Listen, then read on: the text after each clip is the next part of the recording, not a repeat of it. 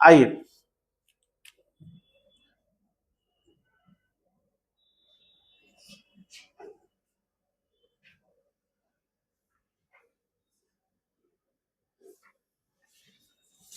Position vector generally हम लोग are से डिनोट करते हैं उसको। पोजीशन वेक्टर जनरली आर से डिनोट करते हैं और इंपॉर्टेंट वेक्टर है ये वेक्टर आपका सबसे पहला वेक्टर है, मैकेनिक्स का सबसे पहला वेक्टर। ठीक है, मतलब ऐसा एक ऐसा वेक्टर जो सबसे इनिशियल लेवल का है। ये इनिशियली आपको वो सारा कैरेक्टरिस्टिक्स बताएगा जिससे आपका पोजीशन से डिस्प्लेसमेंट, डिस्प्लेसमेंट से वेलोसिटी, वेलोसिटी से एक्सेलेरेशन, एक्सेलेरेशन से फोर्स, फोर्स से टॉर्क।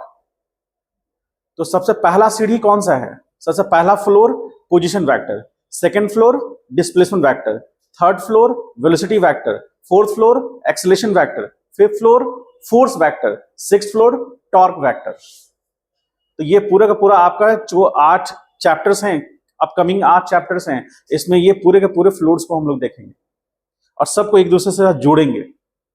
ठीक है, तब जाकर आपका मैकेनिक्स स्ट्रांग होगा। तो मैकेनिक्स स्ट्रांग होने का सबसे बेस वेक्टर यही है। यदि ये आपको समझ में नहीं आएगा तो डिस्प्लेसमेंट नहीं आएगा, डिस्प्लेसमेंट नहीं आएगा तो वेलोसिटी नहीं आएगा, वेलोसिटी नहीं आया तो एक्सेलेरेशन नहीं आएगा, एक्सेलेरेशन नहीं आया तो फोर्स नहीं आएगा, और फोर्स नहीं आया तो टॉर्क नहीं आएगा।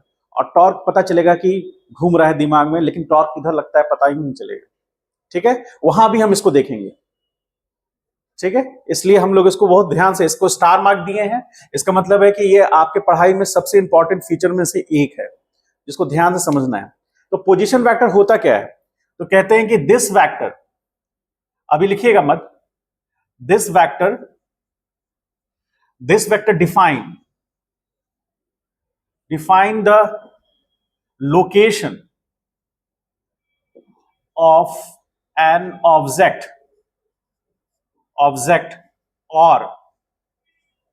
or system with respect to a reference point, with respect to a reference point or origin। किसी रेफरेंस पॉइंट और ओरिजिन के रिस्पेक्ट में किसी भी पार्टिकल या ऑब्जेक्ट या कह लीजिए सिस्टम का लोकेशन डिफाइन करता है वो। ठीक है, तो basically position vector is a particular vector which basically locate the location और define the position of a particle, body और सिस्टम इन द स्पेस। ठीक है, और एक ओरिजिन के रिस्पेक्ट में। तो हम लोग इसको कैसे समझते हैं? जैसे आप समझिए यहां पर कि एक्स एक्सिस और वाई एक्सिस है, ये एक्स एक्सिस और ये वाई एक्सिस है। ठीक है, तो ये उसका ओरिजिन हुआ, ओरिजिन। और तो ओरिजिन का कोऑर्डिनेट क्या लेते हैं हम? 0,0 लेते हैं। शुरुआत से देखते आए, मान लीजिए कोई पार्टिकल या ऑब्जेक्ट इस पोजीशन पे है और इस पोजीशन का नाम हमने पी दिया और इसका कोऑर्डिनेट x, y है। ठीक है, तो इसका लोकेशन हमको पता चल रहा है। तो पोजीशन वेक्टर क्या बताएगा? एग्जैक्टली हम ओरिजिन से उसको मैच कराएंगे। तो ओरिजिन से हम इसको ऐसे मैच कराए तो एरो दिए, चूंकि वेक्टर है तो उसका एरो हेड होगा और उसका टेल पॉइंट होगा। तो टेल पॉइंट हमेशा कहां पर होगा? जहां पर उसका ओरिजिन है, और एरो हेड वहां होगा जहां ऑब्जेक्ट है। ओरिजिन ये हो गया और उसका ऑब्जेक्ट का लोकेशन यहां हो गया। तो एरो हेड का जो एरो का हेड होगा वो उसके पोजीशन पे होगा और उसका ओरिजिन पर वहां उसका टेल पॉइंट होगा। ठीक है, अब हमको ये समझना है, इसको हम यदि ओ पॉइंट मान लें, ठीक है, तो हम इसका लोकेशन डिफाइन कर सकते हैं पोजीशन वेक्टर के टर्म में। आप ये कह सकते हैं क्या कि यदि इसका हम एक छोटा सा परपेंडिकुलर लाइन ड्रॉ कर ले, इस पॉइंट को हम यदि m कहें तो हम pm वैल्यू निकाल सकते हैं। pm कितना होगा बोलिए? अरे it is obvious, pm will be y and om will be x। होगा कि नहीं होगा? क्यों, आज कंसंट्रेशन नहीं है क्या? ये OM एक वेक्टर हो गया, तो OM वेक्टर को हम क्या एक्स आई कैप लिख सकते हैं, लिख सकते हैं कि नहीं? क्यों लिख सकते हैं? क्योंकि OM एक्स हुआ और उस डायरेक्शन में हमने यूनिट वेक्टर लिया आई कैप। अच्छा, इसके अकॉर्डिंग चले हम यहां पर, तो इस डायरेक्शन में यहां पर, तो इस पॉइंट को हम M कह रहे हैं। और अब हमको ये बताइए कि PM कितना है, Y, तो हम इसको Y J कैप ले सकते हैं क्या? और ये किस डायरेक्शन में वेक्टर? तो देखिए कौन सा वेक्टर, ट्रायंगल लॉ याद कीजिए, vector first vector plus second vector बराबर थर्ड वेक्टर। इसका नाम हम यदि R वेक्टर रखते हैं, क्योंकि पोजीशन वेक्टर को जनरली हम लोग R से डिनोट करते हैं, तो R वेक्टर लिखते हैं, तो हम यहां लिख सकते हैं R वेक्टर का mod is equal to OP, लिख सकते हैं ना? ठीक है, R वेक्टर का mod is equal to OP लिख सकते हैं। और हम यदि लिखना चाहें ऐसे, R vector is equal to x I cap plus Y J cap लिख सकते हैं ऐसे, बताइए। तो ये हो गया पोजीशन वेक्टर, ये पोजीशन वेक्टर हुआ, और ये पोजीशन वेक्टर का एक्स कंपोनेंट, पोजीशन वेक्टर का वाई कंपोनेंट, दोनों अलग अलग कंपोनेंट हो गया। अभी बहुत सिंपलेस्ट फॉर्म में है, चीजें कॉम्प्लिकेट होंगी थोड़े आगे जाकर के, तो आपको सिंपलेस्ट फॉर्म में समझ लेना है इसको।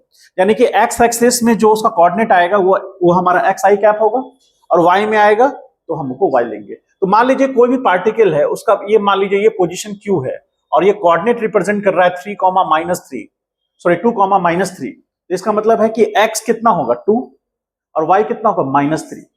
तो इसका यदि हम r लिखना चाहें तो r क्या लिख सकते हैं यहां पर? यदि हमारे पास कोई पॉइंट है, q पॉइंट है और उसका कोऑर्डिनेट है 2, -3, तो हम यदि उसको r वेक्टर लिखना चाहेंगे, मान लीजिए r1 नाम देते हैं, तो r1 हो जाएगा 2i कैप और प्लस कितना -3i j कैप होगा। तो -3j कैप यानी कि r1 vector is equal to 2i cap -3j cap, ऐसा लिख सकते हैं हम लोग। तो ये उसका r1 वेक्टर हो गया। r1 वेक्टर मतलब इस जगह से उसका ये दूरी, दैट इज r1 वेक्टर। और यदि r1 वेक्टर का मैग्नीट्यूड पता करना हो, मतलब OQ का वैल्यू पता करना हो, जैसे हम OP का पता कर सकते हैं, तो ये OP वैल्यू हुआ। अब OP का वैल्यू आप निकालना चाहेंगे, OP is equal to R vector का mod, that is equal to क्या हो जाएगा, root under x square plus Y square. तो इस केस में क्या होगा, OQ बराबर क्या होगा, R वेक्टर का मॉड बराबर रूट अंडर 2 का स्क्वायर प्लस -3 का whole square, that is equal to root under 4 + 9 बराबर रूट अंडर 13 यूनिट। यूनिट मतलब मीटर, क्योंकि पोजीशन जो भी मेजर होगा वो डिस्टेंस है या पोजीशन डिस्प्लेसमेंट है, तो डिस्प्लेसमेंट का मेजरमेंट किस में होगा, मीटर में। तो आप यूनिट की जगह पर यहां मीटर लिख सकते हैं, लिख सकते हैं ऐसे। अब किसी भी पॉइंट का लोकेशन हमको डिफाइन करना होगा तो हम पोजीशन वेक्टर के टर्म में उसको डिफाइन कर सकते हैं। मान लीजिए कोई पॉइंट है -2, -3, इसका मतलब वो थर्ड क्वाड्रेंट में लाई कर रहा है, उसका एक्स भी नेगेटिव होगा और वाई भी नेगेटिव होगा, और x यानी कि यहां लिखेंगे 2 -i कैप और 3 -j कैप, लिख सकते हैं हम लोग उस तरह से। इसको राइट डाउन कीजिए, आगे बढ़ते हैं हम लोग। अलग हेडिंग देकर स्टार्ट कीजिएगा। एक चीज ध्यान रखिएगा, हालांकि ये जो कोऑर्डिनेट है ये सेकंड क्वाड्रेंट में होगा कि थर्ड क्वाड्रेंट में होगा, फोर्थ क्वाड्रेंट में होगा। हम इसको ऐसे दिखा दिया है लेकिन होगा फोर्थ क्वाड्रेंट में, ठीक है, क्योंकि इसका देख रहे हैं y नेगेटिव आ रहा है। एक छोटा सा टर्म है, उस टर्म को हम कहेंगे यूनिट वेक्टर। तो हमको पोजीशन वेक्टर के अलोंग यूनिट वेक्टर लेना है। देखिए अब हमको जैसे ये पोजीशन वेक्टर है, तो इसके अलोंग यदि हमको यूनिट वेक्टर लेना होगा तो इसको r कैप बोलेंगे, ठीक है। तो हम लिखना चाह रहे हैं यहां पर कि यूनिट वेक्टर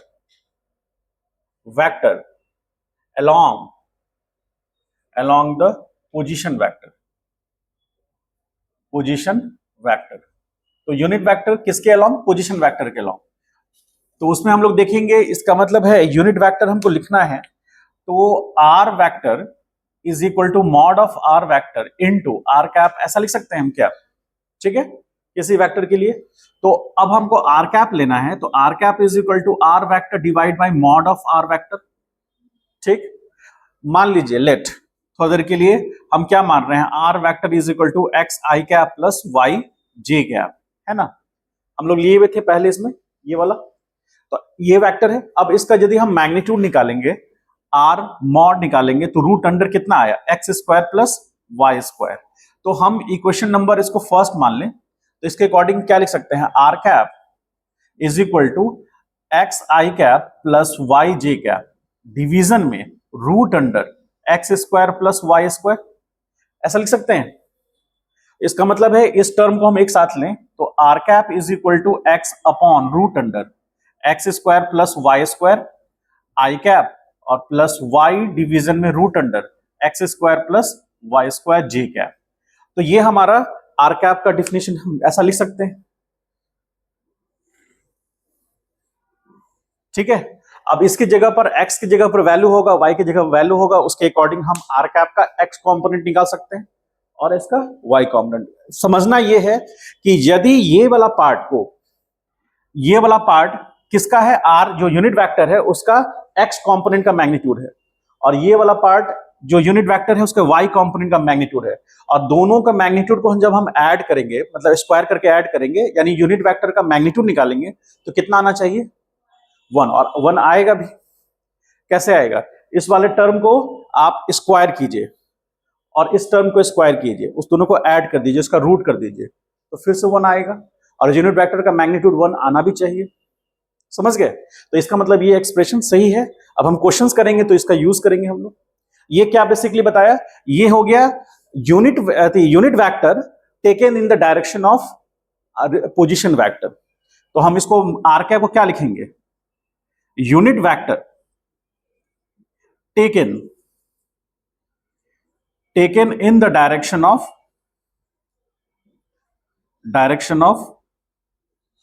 position vector कौन सा, आर। इसको जस्ट राइट डाउन कीजिए, कंप्लीट कीजिए, क्वेश्चन करते हैं। फिर अब आइए क्वेश्चन करते हैं। एक छोटा सा क्वेश्चन कह रहा है कि हमारे पास चारों कोऑर्डिनेट में पॉइंट्स है। इस पॉइंट को मान लीजिए ए पॉइंट कर रहे हैं, इसका कोऑर्डिनेट मान लीजिए 2,2 है। एक यहाँ पॉइंट बी है, इसका कोऑर्डिनेट 2 -2,2 है। एंड सी पॉइंट, इसका कोऑर्डिनेट -3, है। और ये डी पॉइंट, इसका कोऑर्डिनेट आप ऐसे मान लीजिए डी पॉइंट, इसका कोऑर्डिनेट 3, -2 है। आपको पता करना है, क्वेश्चन में कह रहा है कि find the position vector for all 4 points इनके लिए, एंड यूनिट वेक्टर उनके यूनिट वेक्टर्स निकालना है। जैसे आपको आर ए निकालना है, क्या होगा, साथ ही साथ इसके साथ आर ए कैप निकालना है। उसी तरह क्या होगा, ये फर्स्ट सेकंड आर बी क्या होगा, कॉमा आर बी कैप क्या होगा, थर्ड आर सी क्या होगा, और उसके हिसाब से आर सी कैप क्या होगा, R C cap 4 number R D vector क्या होगा, और आर डी वैक्टर का कैप क्या होगा, ये निकालना है। निकालिए, सॉल्व कीजिए। तो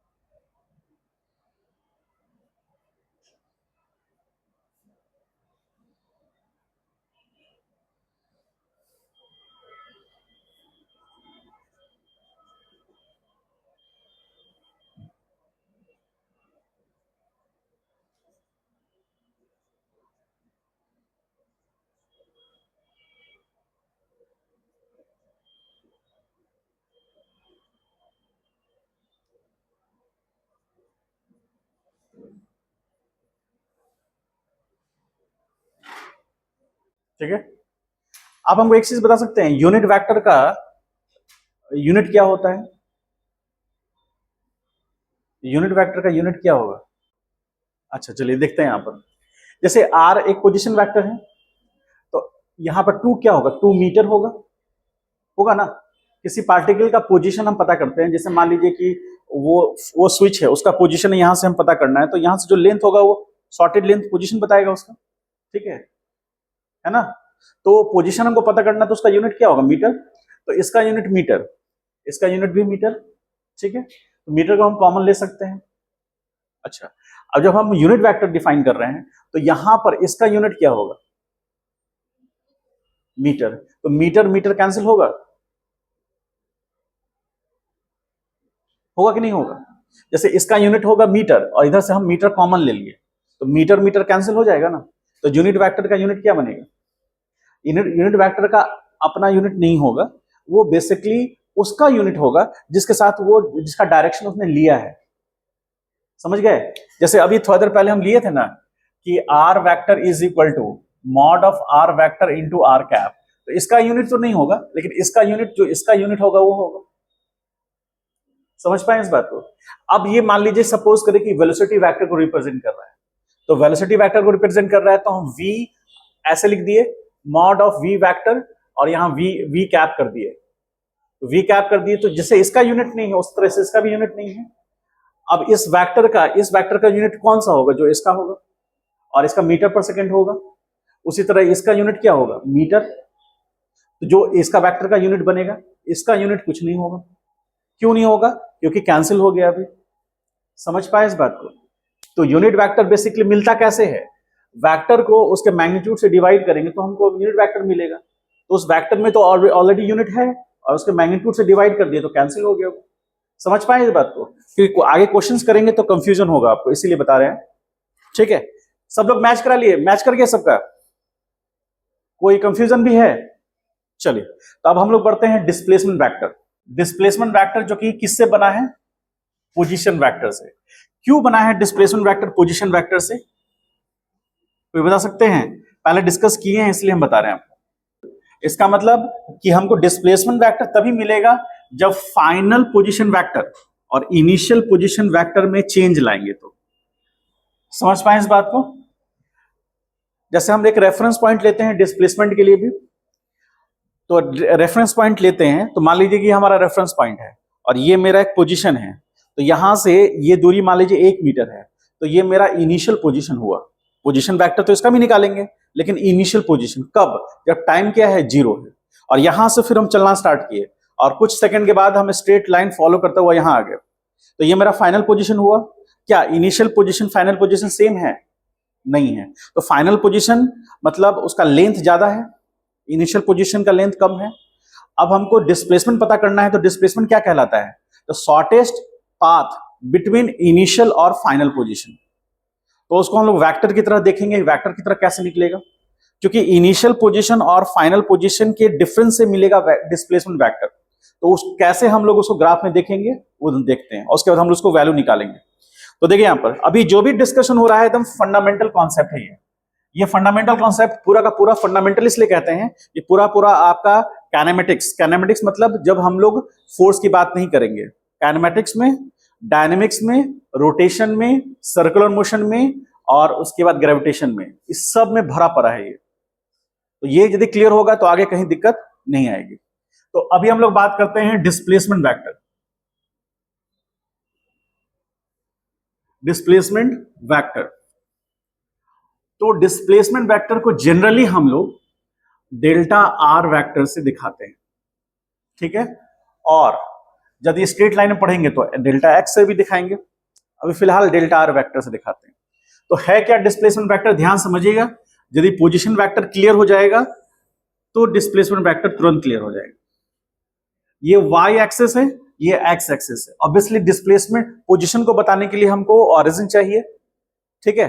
तो ये हमारा ऑरिजिन पॉइंट हो गया जिसको हम ओ बोल रहे हैं, और इसका कोऑर्डिनेट क्या होगा? 0,0, ठीक है। अब मान लीजिए सपोज करें एक चींटी का एग्जांपल लेते हैं, एक छोटा सा चींटी। तो मान लीजिए वो चींटी इस पोजीशन पे थी, इस पोजीशन को हम पी बोल रहे हैं, ठीक है, ध्यान समझिए, इस पोजीशन को P बोल रहे हैं और इसका कोऑर्डिनेट x1 y1 है। और ये चींटी यहां से चलना स्टार्ट करती है P पोजीशन से, कब? जब t बराबर 0 है। तो चींटी कोई जरूरी नहीं कि स्ट्रेट पाथ फॉलो करे, अपना कर्व पाथ फॉलो करता हुआ वो ऐसे घूमते हुए यहां पर है, सपोज इस पोजीशन पे। तो ये पोजीशन जो है, इस पोजीशन का नाम हम यदि Q रख दें, या फिर इस पोजीशन को हम A कह दें, इस पोजीशन को A कहें और ये पोजीशन को हम B कह दें, और इसका कोऑर्डिनेट x2, y2 रख दें।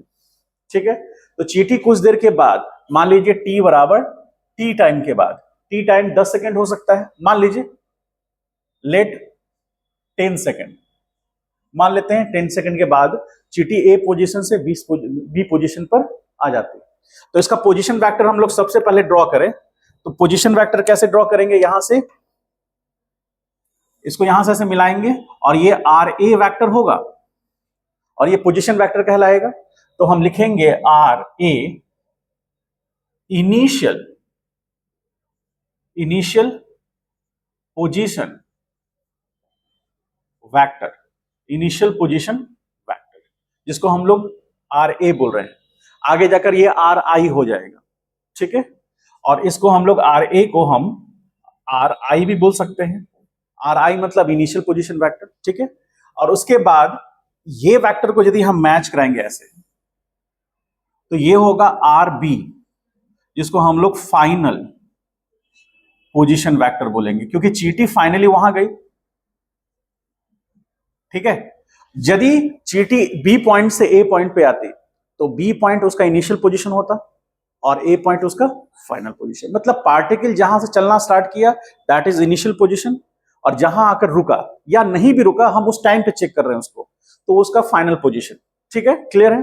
तो ये उसका पाथ करते हुए फॉलो, वो अपना B पॉइंट पे गई, तो ये फाइनल पोजीशन वेक्टर हो गया।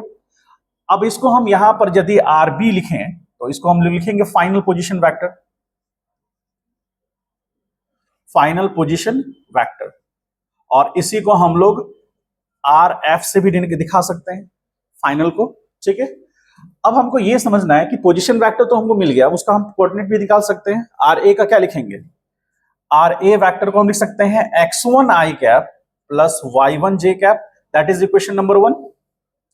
और RB लिखें तो क्या लिखेंगे? x2i cap plus y2 j cap. अब आप ध्यान से समझिए कि हमारे पास दो वेक्टर हैं। कौन वेक्टर? एक RA वेक्टर और एक हमारे पास RB वेक्टर। दो वेक्टर का टेल पॉइंट एक जगह मैच किया हुआ है। ठीक है, अब हमको एक वेक्टर लेना है, ये वेक्टर क्या कहला रहा है? ये OA वेक्टर है, ये OB वेक्टर है, और ये AB वेक्टर होगा ना। अब थोड़ा सा ध्यान से कोशिश कीजिए समझने का, कि याद कीजिए ट्रायंगल लॉ, जो हम पैरेललोग्राम लॉ भी समझ लीजिए या ट्रायंगल लॉ फॉलो कीजिए, दोनों में कोई भी कर सकते हैं। ठीक है, तो मान लीजिए हम पैरेललोग्राम लॉ फॉलो करते हैं, तो याद कीजिए दो वेक्टर हैं जिनके बीच का एंगल थीटा है, दोनों का टेल पॉइंट एक जगह मैच करता है, अब वो एक पैरेललोग्राम के एडजेसेंट साइड्स को रिप्रेजेंट करते हैं। तो उनका जो रिजल्टेंट है यदि कॉमन टेल पॉइंट से पास करता है तब तो एडिशन बताएगा, लेकिन जो रिजल्टेंट का हेड जिसके साथ मैच कर जाएगा वो ज्यादा ताकतवर होगा, इसका मतलब ज्यादा वो कैलिबर वाला होगा। इसका मतलब हमको यहां पर RB माइनस RA करना पड़ेगा इसको आने के लिए। याद आ रहा है कुछ? या फिर आप ट्रायंगल लॉ के भी हिसाब से देखें तो ट्रायंगल लॉ के हिसाब से क्या होगा? RA plus this vector is equal to this vector होगा ना। तो उसे भी करें या आप पैरेललोग्राम लॉ फॉलो करें, सेम रिजल्ट आएगा। तो आप इसको ऐसे समझ लीजिए, हम यदि ट्रायंगल लॉ से चले तो फ्रॉम ट्रायंगल लॉ, यदि ट्रायंगल लॉ से हम लोग चले तो क्या लिखेंगे? RA वेक्टर प्लस, अब इस वेक्टर का नाम AB रख दीजिए, AB वेक्टर, क्योंकि A से B की तरफ गया है तो AB वेक्टर नाम दे देते हैं, प्लस RAB वेक्टर, ऐसा लिख सकते हैं, is equal to RB vector, ऐसा लिख सकते हैं? बोलिए, लिख सकते हैं। अब क्या करेंगे कि इसको उधर ले जाएंगे, तो ये लिखेंगे RAB vector is equal to RB minus RA vector, ऐसा लिख सकते हैं। अब उसके बाद इसी को हम लोग बोल रहे हैं RAB वेक्टर को, ध्यान से देखिएगा, डेल्टा आर वेक्टर बराबर R B minus R A. This implies delta R vector is equal to displacement vector, displacement vector. और वो कैसे बनेगा? डेल्टा आर वेक्टर बराबर R final minus R initial vector से मिलेगा, क्योंकि आर बी क्या है? फाइनल, और आर आई क्या है? ए क्या है? इनिशियल। तो हमको ये चेंज इन पोजीशन वेक्टर मिला।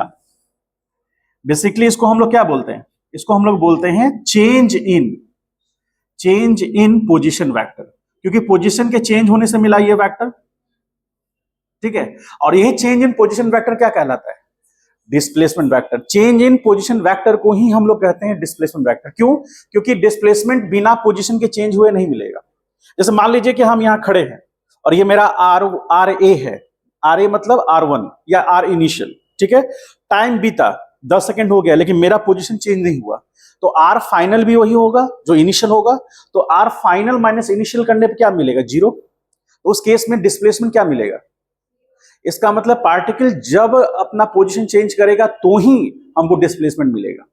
और साथ साथ हमको यह भी ध्यान रखना है कि उसका initial position final position same नहीं होना चाहिए। यदि हम यहां से गए और यहां से फिर रिटर्न बैक होकर फिर इनिशियल पोजीशन पे आ गए, इसका मतलब इनिशियल पोजीशन और फाइनल पोजीशन क्या हुआ? सेम। तो चेंज क्या मिलेगा उसका? इसलिए डिस्प्लेसमेंट क्या हो जाएगा? यह ध्यान में रखना है कि चेंज इन पोजीशन वेक्टर हमको कुछ मिलना चाहिए, तो हमको वो डिस्प्लेसमेंट वेक्टर बताएगा। तो यही आरबी वेक्टर जो है आर इसी को हम लोग डेल्टा आर वेक्टर कह रहे हैं। और ये कैसे मिलेगा? RB minus R A vector करने से। मतलब RB vector minus R A vector करेंगे तो हमको ये वेक्टर मिलेगा। और यदि एक सेकंड के लिए मान लीजिए थोड़ा सा कि यदि हमको ये पता करना हो कि देखिए R A B vector is equal to R B vector minus R A vector हुआ ये। ठीक है, और इसी को हम लोग डेल्टा आर वेक्टर मान रहे हैं। तो ये हो गया R final minus R initial vector. ठीक है, ये हमको मिला। अब यदि हम मान लीजिए कि इसको माइनस डेल्टा आर वेक्टर लिखे, तो यहां माइनस लगाना पड़ेगा आर इनिशियल। ऐसा करेंगे तो ये minus delta R vector is equal to क्या हो जाएगा? ये माइनस इसके साथ होगा और ये माइनस इसके साथ, तो प्लस हो जाएगा। तो ये माइनस इसके साथ प्लस में आ जाएगा और ये माइनस में हो जाएगा। तो हम इसको लिख सकते हैं R initial minus R final, ऐसा लिख सकते हैं। तो आर इनिशियल आर फाइनल। और ये वेक्टर हमको कब मिलेगा? ये वेक्टर इस वेक्टर का नेगेटिव वेक्टर होगा क्या? तो ये वाला जो डायरेक्शन है, ये डायरेक्शन, ये डेल्टा आर वेक्टर माइनस को रिप्रेजेंट कर रहा है। इसका मतलब ये बराबर होगा minus R final minus R initial, उसका ये वैल्यू होगा। समझ पाए इस बात को? ये होगा ए से B vector R B minus R A, मतलब R final minus R initial, यहां लिख दिए हैं। माइनस लगा देंगे तो उसका जस्ट नेगेटिव वेक्टर हो जाएगा। समझ पाए? ये आगे जाकर आपको बहुत जगह पे हेल्प करेगा। बस यहां पर आपको ये समझना है कि ये ब्लू कलर वाला जो वेक्टर था उसका नेगेटिव वेक्टर लेंगे तो ऑब्वियसली माइनस हो जाएगा, और डायरेक्शन अपोजिट होगा। एंगल दोनों के बीच में, ये वेक्टर और इस वेक्टर के एंगल के बीच में कितना होना चाहिए? 180। नेगेटिव वेक्टर है ना, इक्वल वेक्टर होगा तो 0 होगा एंगल, नेगेटिव वेक्टर में तो 180 होगा, और 180 से जस्ट डायरेक्शन चेंज हो जाएगा। इसीलिए डेल्टा आर वेक्टर ए से बी को रिप्रेजेंट करेगा और minus delta R vector B से ए को रिप्रेजेंट करेगा। मैग्नीट्यूड सेम रहेगा, डायरेक्शन जस्ट अपोजिट होगा, दोनों के बीच का एंगल हमेशा 180 मिलेगा। इसलिए delta R vector R final minus initial से बना है और minus delta R vector R initial minus R final से बना है। ये बहुत इंपॉर्टेंट की पॉइंट है जो अभी हम आपको बता दिए, आगे बहुत हेल्प करेगा, इसको ध्यान में रखिएगा। ये काम का चीज है बहुत। ठीक है, ये और ये, इसको राइट डाउन कर लीजिए।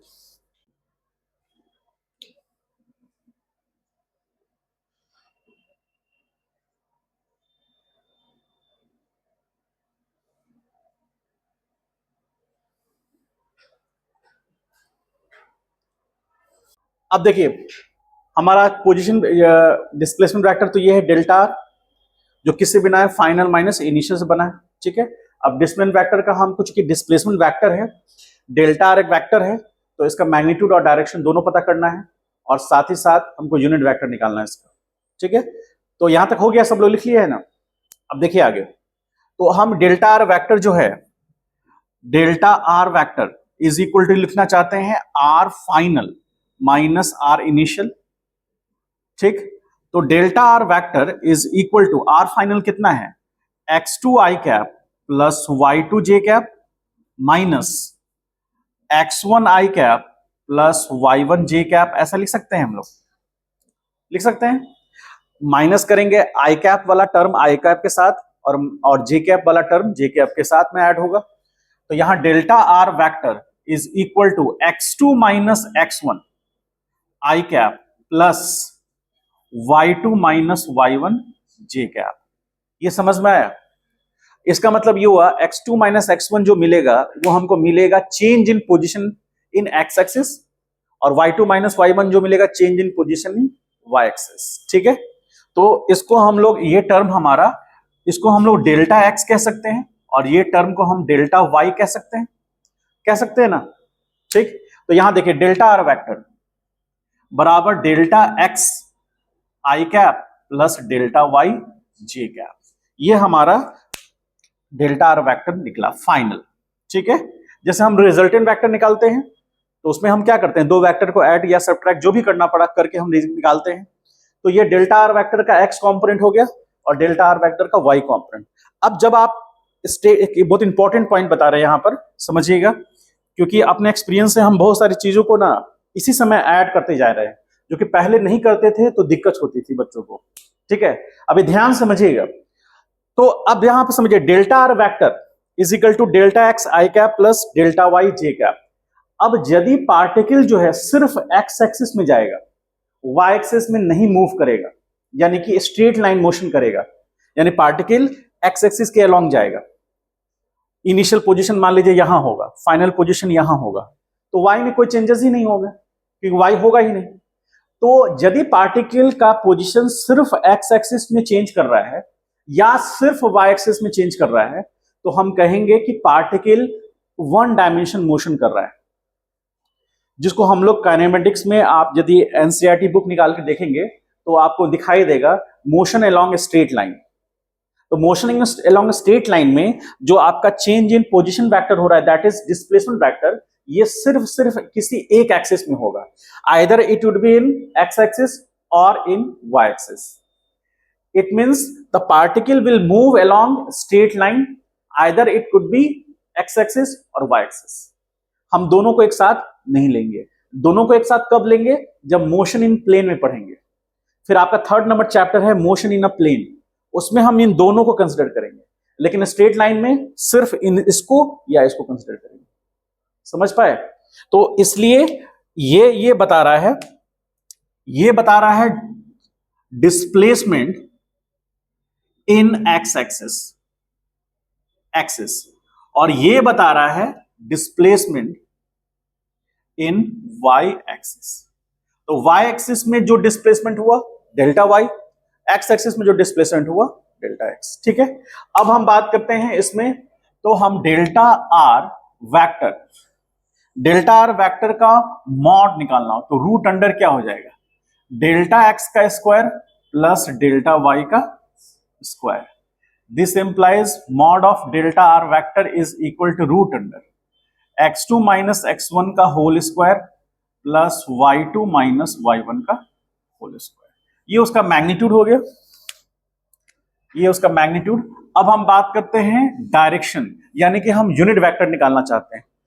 ये जो वेक्टर है, ये वेक्टर का आगे जाकर के ये डेल्टा आर कैप होगा ये ध्यान से देखिए, डेल्टा आर वेक्टर है ए बी, तो उसके डायरेक्शन में हमने यूनिट वेक्टर लिया तो डेल्टा आर कैप दिखाएंगे उसको। अब डेल्टा आर कैप कैसे निकलेगा, डेल्टा आर कैप बराबर delta R vector by mod of delta R vector, ऐसा लिख सकते हैं क्या, लिख सकते हैं। हमको mod of delta R vector पता है, हमको डेल्टा वेक्टर पता है, तो उसको पुट करेंगे तो यहां पर डेल्टा आर वेक्टर का cap is equal to delta R vector, यानी कि x2 minus x1 i cap plus y2 minus y1 j cap division में root under x2 minus x1 का whole square plus y2 minus y1 का whole square. ये आपको delta R vector cap मिला। मतलब ये डायरेक्शन मिला किसका? This is the direction of unit vector taken in displacement in the direction of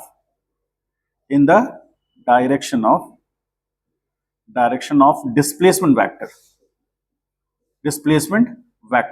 or this is direction of displacement vector or this is the direction of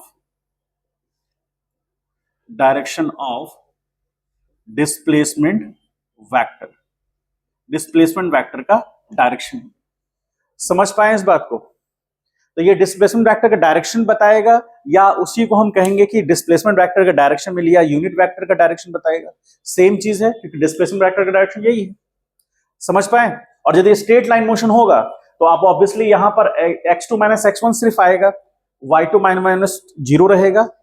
ये relation बहुत simplify हो जाएगा, तुरंत आंसर निकलेगा। ये general understanding है। ठीक है, ड्रॉ कर लीजिए, फिर क्वेश्चन करेंगे इस पर।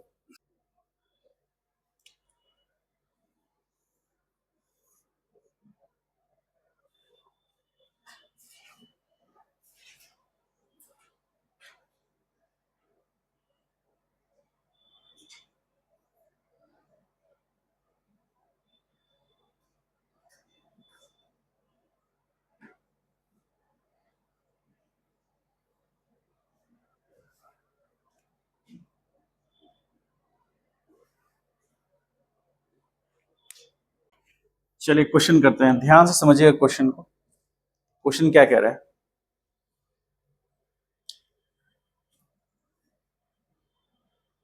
A particle moves from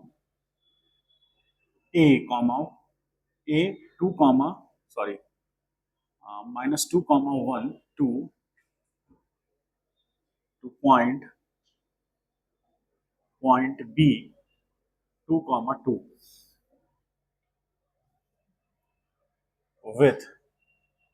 with the speed of 50 meter per second. Find the velocity vector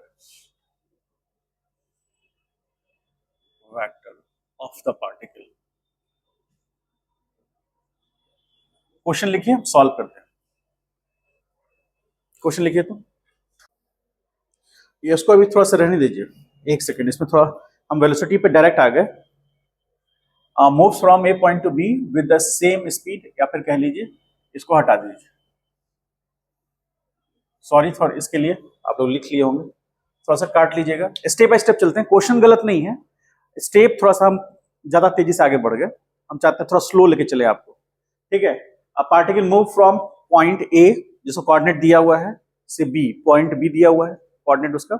आपसे पूछ रहा है कि फाइंड इट्स डिस्प्लेसमेंट वेक्टर। ये निकालिए पहले, तब वेलोसिटी पे आएंगे हम लोग। चलिए देखिए 2 मिनट के लिए, फिर आगे क्वेश्चन देंगे, आप लोग बनाइएगा उसको। देखिए एक्स वाई कोऑर्डिनेट में हमको चलना है, 2 पोजीशन मिला हुआ है, एक्स और ये वाई। ये हो गया एक्स डैश और ये हो गया वाई डैश। अब देखिए यहां से क्या क्वेश्चन से समझ में आ रहा होगा, कहां से चलना स्टार्ट किया? ए पोजीशन से, -2, 1। तो यदि हम बात करें तो -2 यहां मान लीजिए और 1 यहां, तो पोजीशन ये होगा। इस पोजीशन को ए कह रहे हैं, -2, 1 है। और यहां से कहां चलना स्टार्ट किया? बी पॉइंट 2, 2 यहां कहीं होगा, बी पॉइंट 2, 2। तो इसका मतलब है कि यदि हम इसको ऐसे ड्रॉ करें तो ये क्या बताएगा? आर आई बताएगा। और आर आई वैक्टर क्या होगा? -2 आई कैप होगा और प्लस जे कैप होगा। ये आर आई यानी इनिशियल पोजीशन वेक्टर हो गया पार्टिकल का। पहले समझ लीजिएगा, ऐसे बहुत सारे क्वेश्चन मिलेंगे आपको, पहले इस क्वेश्चन को अच्छे से समझ लीजिए, बहुत इजी क्वेश्चन है, धीरे धीरे लेवल बढ़ाएंगे उसका। तो आर आई मतलब initial position vector, that is 2i minus 2i cap और j cap. R final, R final मतलब आरबी, यानी पार्टिकल इस पोजीशन पे पहुंचा फाइनली, जब हम उसको ऑब्जर्व कर रहे हैं, तो उसके आगे भी गया होगा, अभी हम उसको चिंता नहीं करना, हमको ए से बी तक देखना है। तो आर फाइनल मतलब 2i cap plus 2j cap. ठीक है, हमको क्या चाहिए, हमको डिस्प्लेसमेंट वेक्टर चाहिए। तो delta R vector, delta R vector ये होगा डेल्टा आर वेक्टर, और ये होगा R final minus R initial. ठीक है, तो R final minus R initial, तो आर फाइनल कितना है, 2i cap plus 2j cap minus initial कर देंगे तो minus 2i cap plus j cap. तो अब यहां पर ये तो प्लस हो गया, तो प्लस और ये 2 यानी कि 4i कैप प्लस, अब ये माइनस में आएगा यहां, तो 2 माइनस 1j कैप। सही है, ठीक है, तो ये डेल्टा आर वेक्टर। अब finally delta R vector is equal to कितना आ गया, 4i कैप और प्लस j कैप, ऐसा लिख सकते हैं हम लोग। तो ये डिस्प्लेसमेंट वेक्टर आ गया, लेकिन हमको साथ साथ इसका मैग्नीट्यूड और डायरेक्शन दोनों पता करना है। तो डेल्टा आर मॉड, तो रूट अंडर कितना हो गया, ये 16 plus 1 that is equal to root under 17, और ये क्या होगा, इस पोजीशन वेक्टर है तो मीटर होगा यूनिट उसका। और उसके बाद डेल्टा आर कैप बराबर डेल्टा आर वेक्टर डिवीजन में mod of delta are, delta R vector का मॉड लेंगे। ठीक है, तो आर वेक्टर क्या है हमारे पास, ये तो 4 by root under 17 i cap और plus 1 by root under 17 j cap. ये आपका यूनिट वेक्टर निकल गया जो उसका डायरेक्शन बताएगा। तो ये बेसिकली डायरेक्शन हो गया पोजीशन डिस्प्लेसमेंट वेक्टर का, और ये मैग्नीट्यूड हो गया डिस्प्लेसमेंट वेक्टर का, दोनों चीज निकल गया। ठीक है, इसको राइट डाउन कीजिए, ऐसा ही क्वेश्चन एक दो होमवर्क में देते हैं आप एक सेकंड रुक जाइए सब लोग। अब आप ये समझने की कोशिश कीजिए कि पोजीशन वेक्टर के चेंज से हमने डिस्प्लेसमेंट वेक्टर निकाल लिया। तो डिस्प्लेसमेंट वेक्टर का जो मैग्नीट्यूड है वो रिप्रेजेंट करेगा इस जो एरो हेड लिया है इसका मैग्नीट्यूड का लेंथ, डिस्प्लेसमेंट वेक्टर के मैग्नीट्यूड को रिप्रेजेंट करेगा। और जो ये डायरेक्शन है, ये वाला डायरेक्शन, यही रिप्रेजेंट करेगा डेल्टा आर कैप, यानी डिस्प्लेसमेंट वेक्टर का डायरेक्शन, और ये हो गया उसका मैग्नीट्यूड। तो हमको डिस्प्लेसमेंट वेक्टर निकालना जो आया वो हमको पोजीशन वेक्टर के हेल्प से आया, इनिशियल पोजीशन और ये इसका फाइनल पोजीशन आर फाइनल। ठीक है, तो हमको पहले पता करना था कि पोजीशन वेक्टर कैसे डिफाइंड हो रहा है, उसके बाद उससे डिस्प्लेसमेंट वेक्टर कैसे आया, आगे जाकर इसी का हमको काम आगे वेलोसिटी में पड़ेगा। समझ गए, उतार लीजिए।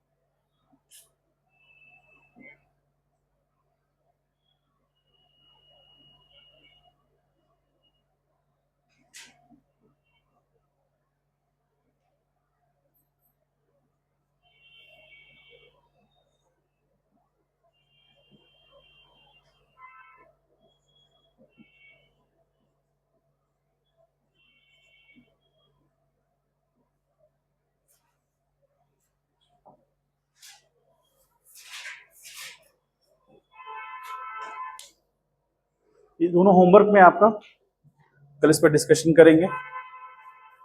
ग्राफ के साथ बनाना है आपको।